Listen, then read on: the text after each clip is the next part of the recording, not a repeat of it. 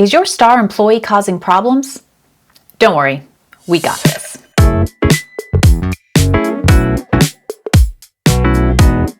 Jen, I inherited a team and I have a huge problem.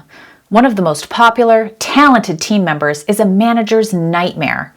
They bend the rules, violate company policy, and expect preferential treatment. Everyone loves them, and so do our customers, but it's clear they've never been held accountable. I feel caught in a bind. Should I continue to overlook the bad and accept it with the good? Oh, dear leader, this is the worst.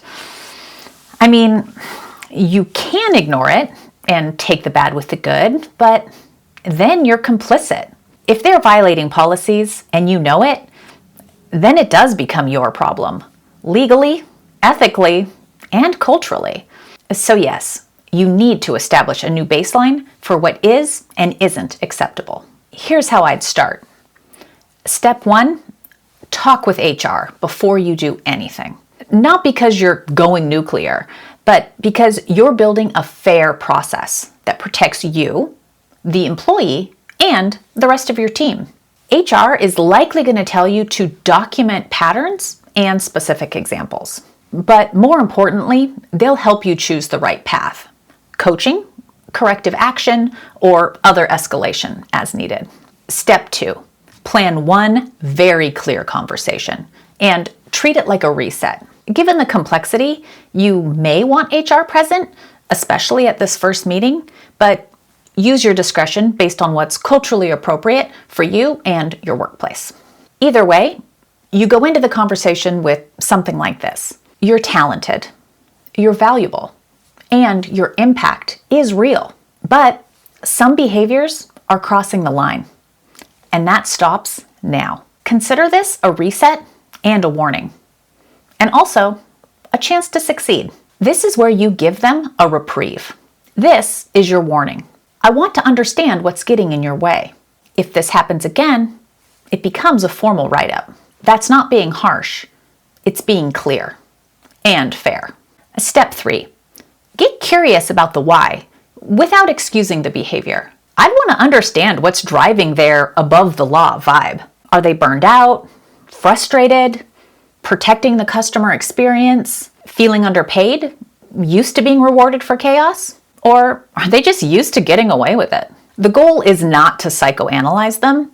The goal is to identify their barriers to success and remove what's reasonable to remove. Then work together to co-create a plan. What does success look like? What needs to change immediately? What support do they get? And what consequences happen next time? Step 4, clarify expectations with the entire team. Same message, same standards. Because this isn't just about them, it's about the culture you inherited. You can say something like, my role as a leader is to advocate for you and have your back. I'll remove barriers, support growth, and fight for what you need. And I'm also responsible for enforcing company policy and consistent standards. Unless something is illegal or unethical, I can't ignore policy just because someone disagrees with it. I will support you in seeking change, but I can't violate my responsibilities to do it. This does 2 important things. 1, it protects you from perceptions of, why are you picking on them? And 2, it helps prevent your star player from trying to turn the team against you.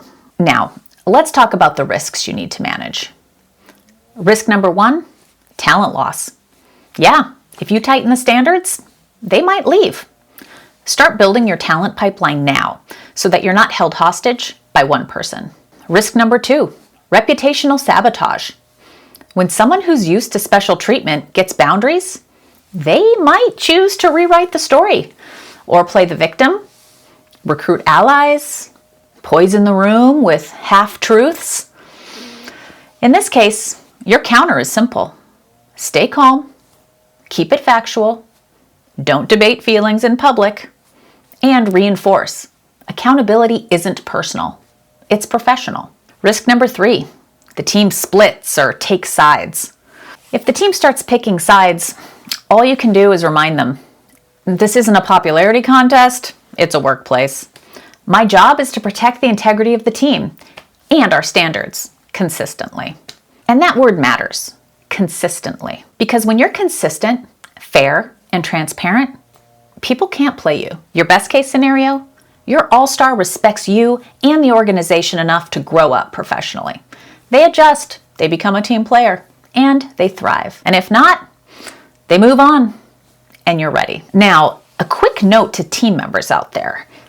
This situation happens a lot.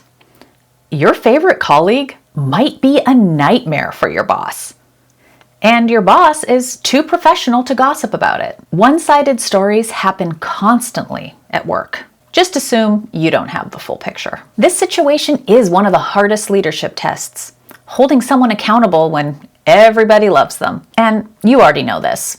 A leader's job isn't to be liked. It's to lead with integrity. Consistency builds trust, and trust builds teams. So try it out and let me know how it goes. So that's my take on the situation.